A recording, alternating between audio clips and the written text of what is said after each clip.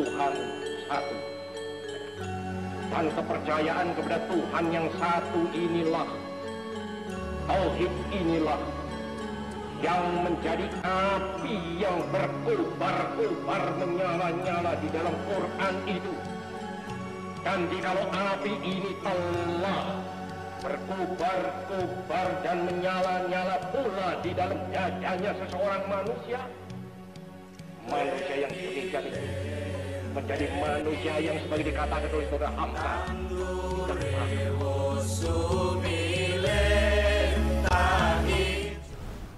Bismillahirrahmanirrahim.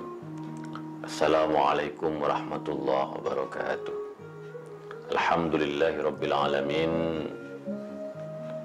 Alhamdulillahirabbil alamin. Assalatu wassalamu ala sayyidil mursalin habibina wa syafi'ina wa maulana Muhammadin wa ala alihi at-tayyibin wa sahbihi al-muntajabin wa tabi'ina lahum bi ihsanin ila yaumiddin. Sahabat Islam ramah, marilah kita terus mengucapkan syukur kehadirat Ilahi Rabbi atas rahmat dan nikmat yang kita terima setiap detik, setiap menit, setiap jam, setiap hari, setiap minggu, setiap bulan, dan setiap tahun, hingga akhirnya kita dapat menunaikan ibadah puasa pada bulan Ramadan ini. Sungguh menjadi keberkahan bagi kita di tengah pandemi COVID-19. Kita masih menjalankan ibadah puasa, sholat tarawih, bahkan syiar-syiar keislaman begitu tumbuh subur di bulan Ramadan ini. Ini menunjukkan satu keberkahan yang luar biasa dari Allah Subhanahu wa taala. Karena itu mari kita terus bersyukur. La in syakartum la azidannakum wa la in kafartum inna adzabi lasyadid. Kalau kita bersyukur, maka Allah akan menambahkan rezekinya kepada kita semua. Kalau bangsa ini terus bersyukur kepada Allah, maka kita yakin Allah akan menurunkan rahmatnya kepada negeri ini. Dan kita sudah merasakan bersama bahwa perjalanan bangsa ini selalu mendapat keberkahan dari Allah Subhanahu wa taala, sehingga kita masih bisa kokoh sebagai sebuah bangsa.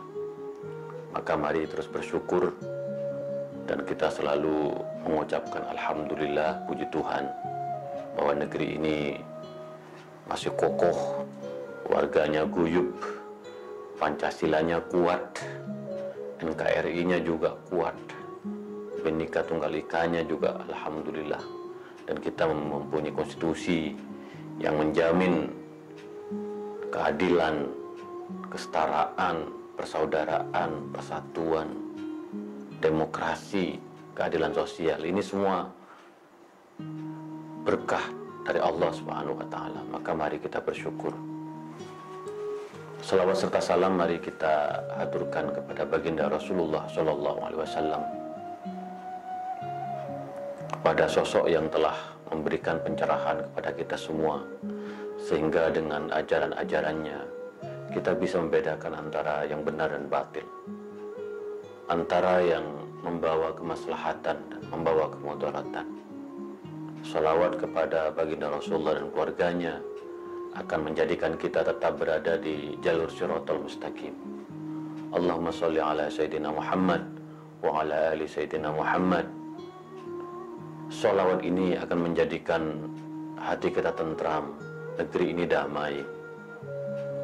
Dan kita percaya bahwa salawat kepada baginda Rasulullah akan menjadikan negeri ini selalu kokoh dan kuat menghadapi berbagai cobaan, termasuk COVID-19 ini. Kita percaya bahwa sholawat ini akan menenangkan hati kita, menjembarkan hati kita, supaya kita tidak panik, tidak stres, dan menghadapi ujian, musibah, dan penyakit dengan penuh kehati-hatian dan kewaspadaan, dan memperkuat kebersamaan kita sebagai warga bangsa. Sahabat Islam ramah, tanpa terasa kita sudah mengaji pemikiran keislaman Bung Karno begitu luar biasa. Dari sejak pertama kali hingga sekarang, kita menemukan sebuah pikiran-pikiran yang cemerlang, yang akan menjadi bekal bagi kita, terutama generasi muda, untuk meneruskan pemikiran Bung Karno dalam konteks zaman now, sehingga kita turut berperan dalam memakmurkan negeri ini, dalam mempersatukan negeri ini. Nah, pada kesempatan kali ini saya akan membedah satu pemikiran Bung Karno yang ini sungguhnya adalah inti dari pikiran Bung Karno, yang kemudian menjadi ideologi, menjadi satu bangunan pemikiran yang menginspirasi perjalanan negeri ini. Nah, tulisan ini berjudul Nasionalisme, Islamisme, dan Marxisme. Dimuat di Suluh Indonesia Muda pada tahun 1926. Bisa dibayangkan Bung Karno sudah mempunyai pemikiran yang sangat cemerlang, yang sangat orisinil, yang itu menunjukkan kekuatan ijtihad Bung Karno dalam konteks kebangsaan. Bung Karno ketika berbicara ijtihad sebagai api Islam, tidak hanya dislogankan, tidak hanya menjadi slogan yang kosong, tidak hanya menjadi wacana yang ompong, tetapi pemikiran yang betul-betul membumi, pemikiran yang diterjemahkan dalam realitas politik Indonesia. Sehingga kemudian ini melahirkan kemerdekaan. Pemikiran Bung Karno ini melahirkan Pancasila, melahirkan satu spirit persatuan, kebersamaan. Jadi ini pemikiran Bung Karno tentang nasionalisme, Islamisme, dan Marxisme ini mungkin juga perlu untuk kita kaji kembali sebagai bagian untuk terus menjaga kebersamaan kita dalam negara kesatuan Republik Indonesia. Nah, Bung Karno memang memulai tulisannya dengan satu optimisme, satu zaman baru. Pikiran Bung Karno yang ditulis pada tahun 1926 ini mempunyai visi yang jauh ke depan, meneropong masa depan dengan optimisme. Bung Karno yakin bahwa zaman muda, zaman baru akan segera lahir. Dan itu di atas bangunan pemikiran yang menurut Bung Karno menjadi sebuah keniscayaan. Nasionalisme, Islamisme, Marxisme harus bersatu padu dalam satu gerak langkah untuk melawan penjajahan. Bung Karno melihat bahwa inti dari kolonialisme, asal dari kolonialisme itu adalah soal rezeki. Mereka ingin mengeruk kekayaan Nusantara karena mereka melihat ada sumber daya alam yang melimpah di bumi Nusantara.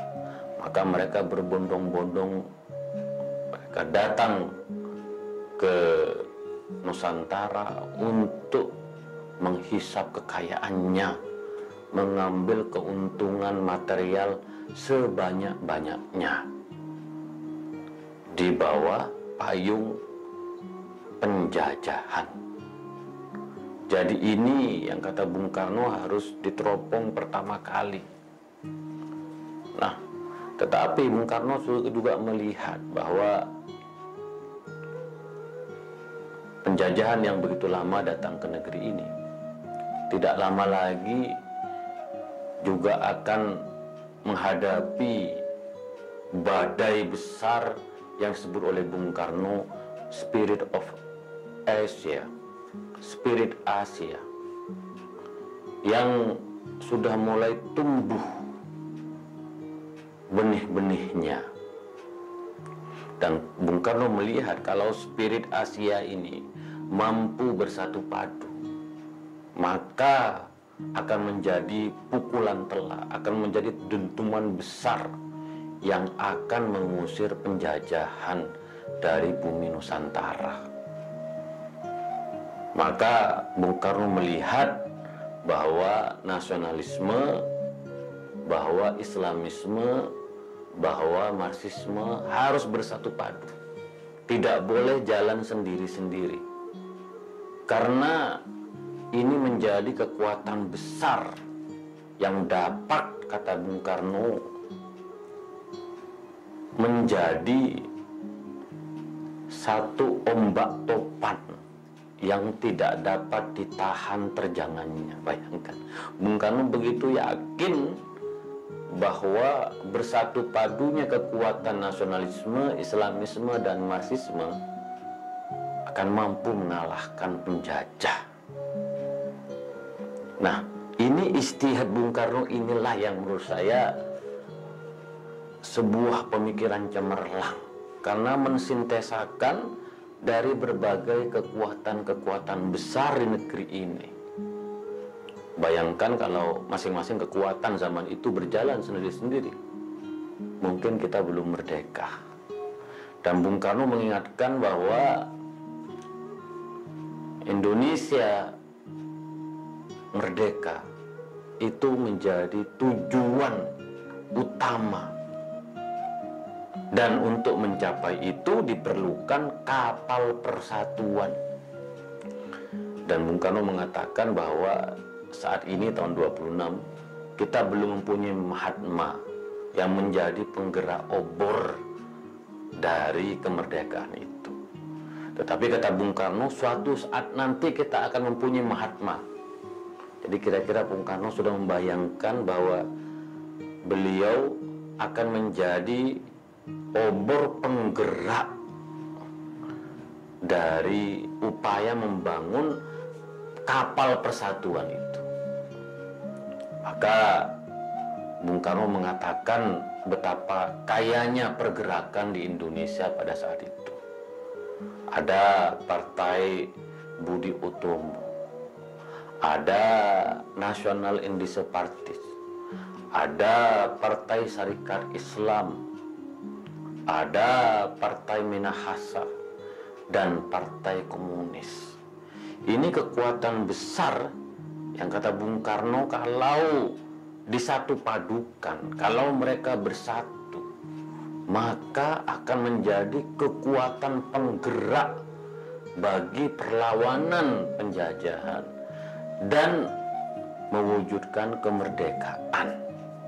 Apalagi Haji Omar Said Cokroaminoto sudah jauh-jauh hari mengatakan kepada Bung Karno, berpesan agar Bung Karno terlibat dalam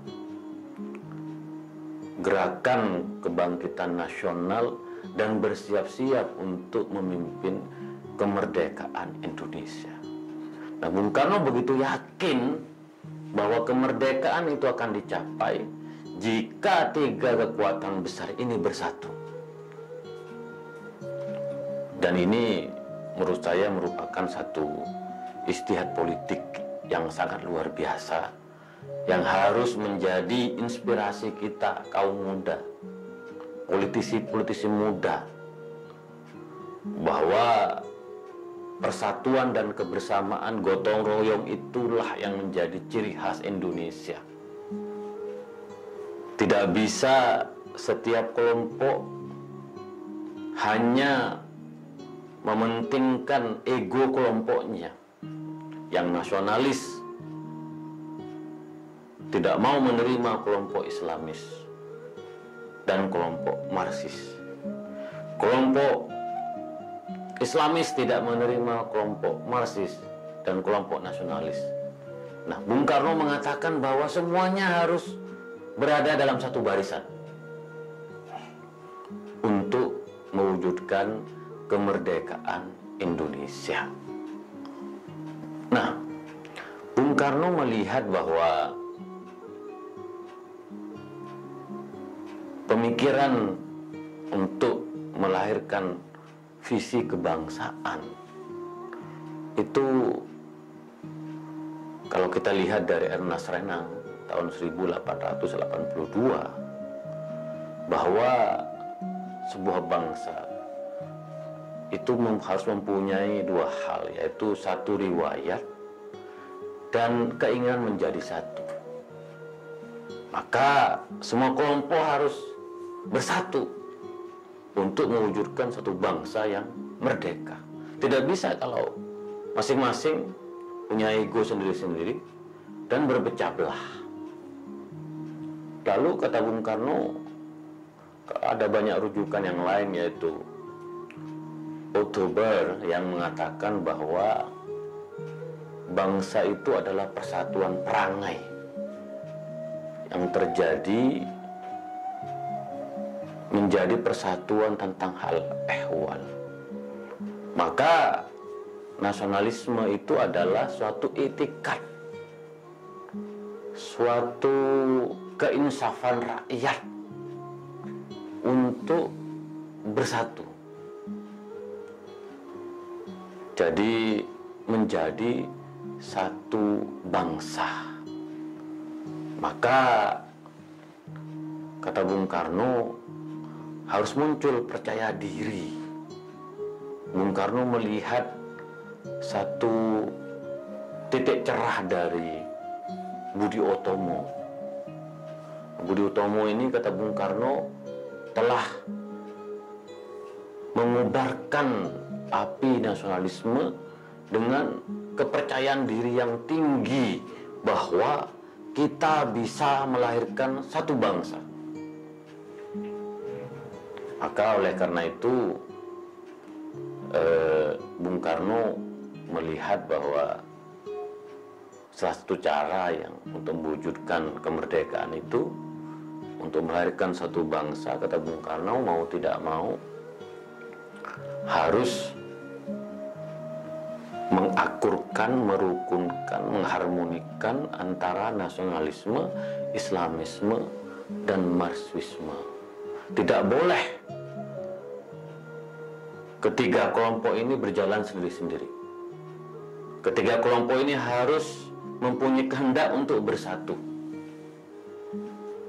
Jadi Bung Karno melihat bahwa seorang, mengutip dari Mahatma Gandhi, bahwa seorang nasionalis sejati adalah seseorang yang menebarkan cinta pada segala hal. Seorang nasionalis tidak benci Islamis. Seorang nasionalis tidak benci Marxis. Dia ekspresinya adalah cinta, adalah kemanusiaan. Maka kata Bung Karno, nasionalisme yang kita bangun bukan nasionalisme yang sempit, yang chauvinis, bukan jinggo nasionalisme yang membenturkan antara agama seperti di Hindu, di mana Hindu dan Islam dibenturkan. Bukan jinggo nasionalisme. Nasionalisme kita adalah nasionalisme yang di dalamnya membangun harmoni dengan berbagai kelompok, terutama kelompok Islamisme itu.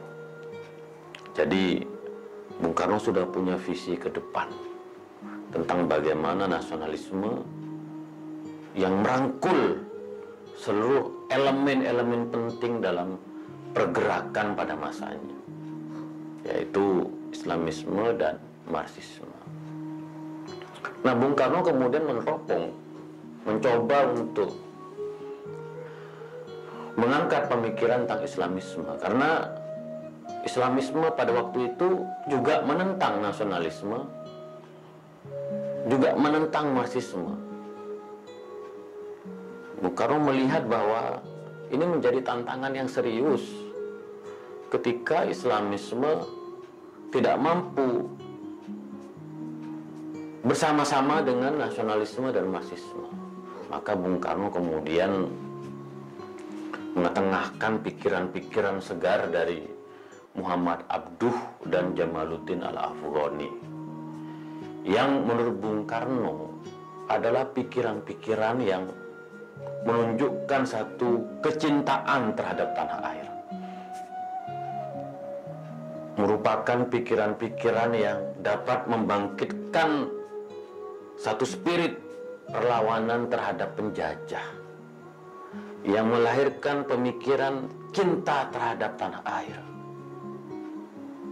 Maka kata Bung Karno, Islam yang sejati itu Islam yang membentuk satu kecintaan kepada tanah air, dan Islam yang mendorong perlawanan terhadap penjajah, terutama Jamaluddin Al-Afghani yang kata Bung Karno mempelajari Barat untuk melawan Barat, mempelajari bagaimana rahasia-rahasia kekuasaan Barat untuk melawan Barat. Memang kita mengenal sosok Jamaluddin Al-Afghani ini begitu luar biasa karena membangkitkan spirit anti penjajahan di dunia Islam. Dan Bung Karno melihat bahwa Islamisme itu merupakan sebuah kekuatan untuk melawan penjajah. Maka bayangkan kata Bung Karno, ketika dipaparkan tentang bahaya penjajahan, maka yang muncul adalah kalimat la haula wala quwwata illa billah, bahwa kita yang percaya kepada Allah, kita akan yakin bahwa suatu saat kita akan merdeka dan berhasil melawan penjajah. Ada satu ungkapan yang sangat familiar dari syarikat Islam, billahi fisabilillah. Konon kata-kata ini juga Bung Karno yang ikut melahirkan, bahwa melawan penjajah, mewujudkan kemerdekaan adalah salah satu jihad fisabilillah, bahwa kita sedang berjalan di jalan Allah. Maka kata Bung Karno, sangat aneh kalau kemudian ada yang membenturkan kelompok Islamis tidak menerima nasionalisme. Bahkan sangat aneh kalau kemudian kelompok Islamis tidak menerima Marxisme. Kenapa? Karena pikiran-pikiran yang dimunculkan dalam syariat Islam, yang di dalamnya menggarisbawahi pentingnya keadilan sosial dan sosialisme, itu begitu jelas bahwa Islam sesungguhnya agama yang di dalam dirinya sangat menekankan keadilan sosial. Ada ayat di dalam Al-Quran, i'dilu huwa aqrabu littaqwa. Bersikaplah kamu adil, karena adil itu lebih dekat dengan takwa. Maka kata Bung Karno, Marxisme di Eropa itu berbeda dengan Marxisme di Indonesia. Pasti ada irisannya yang itu bersumber dari hazanah Islam. Bung Karno memberikan contoh syarikat Islam ini. Bahkan sebenarnya mengutip dari Haji Umar Said Cokroaminoto, Islam itu pada dirinya itu sesungguhnya agama yang di dalamnya sangat sosialis. Sosialisme Islam itu runtuh sejak dinasti Muawiyah, yang kemudian menghilangkan wajah Islam yang berkeadilan sosial. Bung Karno percaya itu. Maka kata Bung Karno, Islam melarang dari riba.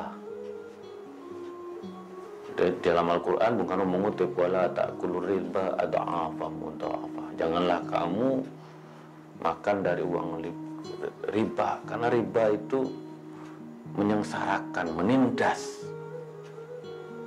Dan ini yang kata Bung Karno sungguhnya sangat dekat dengan pikiran-pikiran kelompok Marxis. Dan Islam melarang agar kita menumpuk-numpuk harta sebagaimana kaum kapitalis, kaum burjuasi.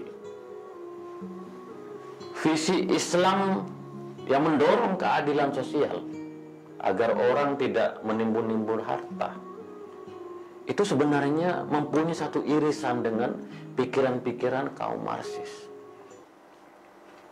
Ada lagi ajaran tentang zakat, di mana kita harus mengeluarkan harta kita, menyucikan harta kita untuk kita berikan kepada orang-orang miskin. Visi Islam terhadap kaum mustad'afin, kaum yang lemah ini, kata Bung Karno, sebenarnya mempunyai satu titik temu dengan pikiran kaum Marxis. Maka kata Bung Karno,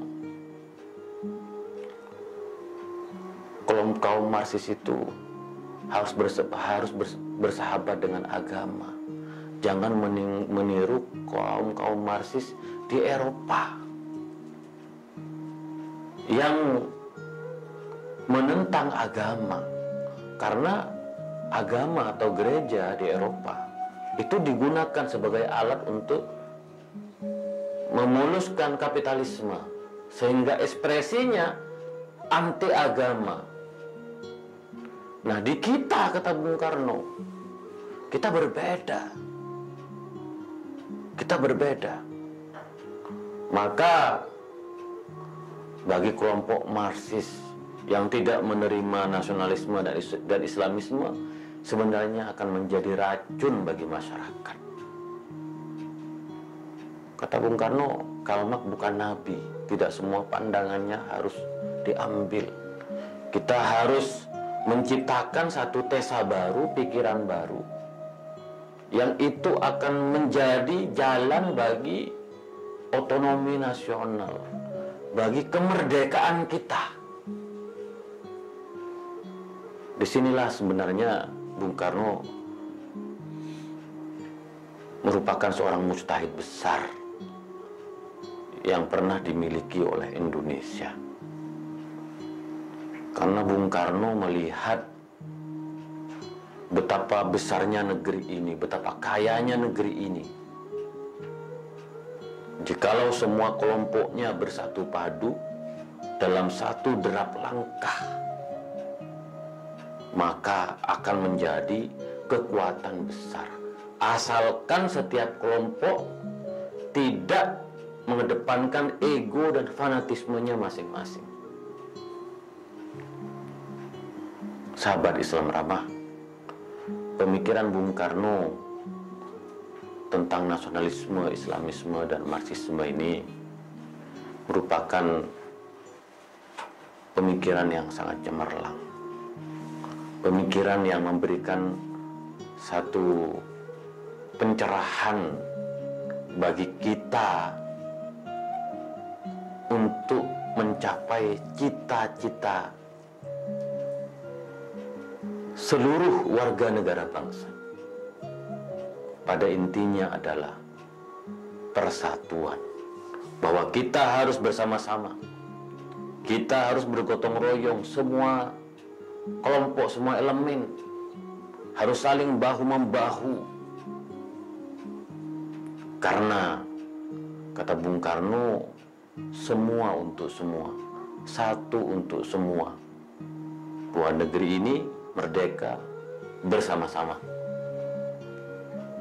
Kita mempunyai Pancasila, mari ini menjadi common platform kita sebagai bangsa. Pancasila ruhnya diterima oleh semua kalangan, semua kelompok. Dan kita harus belajar untuk mengedepankan kepentingan negara ini, kepentingan bersama, bahwa kita mempunyai itikad yang sama untuk membangun satu bangsa. Maka kita beruntung mempunyai Bung Karno yang telah melahirkan pikiran-pikiran cemerlang tentang kebangsaan, tentang keindonesiaan. Saya percaya Bung Karno damai di alam kubur, mendapatkan keberkahan karena istihadnya yang luar biasa. Sahabat Islam ramah, marilah kita mengirimkan doa kepada Bung Karno, karena Bung Karno lah yang kemudian melapangkan jalan bagi keindonesiaan kita. Bung Karno lah yang menyadarkan bahwa kita perlu bergotong royong. Bung Karno lah yang kemudian menggali Pancasila bagi Indonesia kita. Insya Allah pikiran-pikiran keislaman Bung Karno ini akan memberikan insentif pencerahan kepada kita semua. Di bulan Ramadan ini dengan mengaji pemikiran keislaman Bung Karno, kita akan jadi tahu bahwa bersatu kita kuat, berpecah belah kita runtuh. Saatnya kita bersatu. Itulah kira-kira, kurang lebihnya mohon maaf. Wa ma taufiqi illa billah, alaihi tawakkaltu wa ilaihi unib. Wallahu muwaffiq ila aqwamit thoriq. Assalamualaikum warahmatullahi wabarakatuh.